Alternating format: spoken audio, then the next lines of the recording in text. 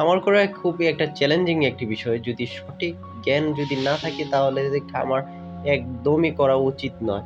বিশেষ করে যারা নতুন খামার নিয়ে আগ্রহী তাদেরকে আমি বলছি আগে অভিজ্ঞতা নিয়ে তারপরে খামার শুরু করা উচিত। আ আসসালামু আলাইকুম এভরিওয়ান, কেমন আছেন সবাই? মামা ভাইগনাস এগ্রোতে আপনাদের স্বাগত। আজকে আমাদের মুরগির বাচ্চাগুলোর ২৫ দিন। ২৫ দিনের বাচ্চাগুলো মাশাআল্লাহ খুব ভালো গ্রোথ দেখা যাচ্ছে। আর বাচ্চাগুলো খুবই অ্যাক্টিভ। খাবার-দাবার খাচ্ছে। ওদের যে পাখাগুলো খুব সুন্দরভাবে গজাচ্ছে।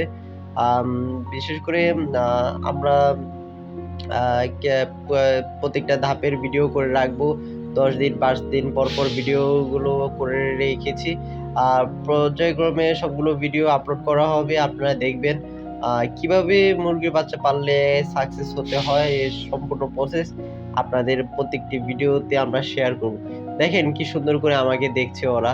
আ ওরা খুব কিউরিওসিটি নিয়ে দেখছে আর ওরা খুব আ ভালো একটা গ্রোথ আনতে পারছি মাশাআল্লাহ। আপনারা আমাদের সাথেই থাকবেন আর দেখবেন আমাদের ফার্মের পথ চলা। আল্লাহ হাফেজ।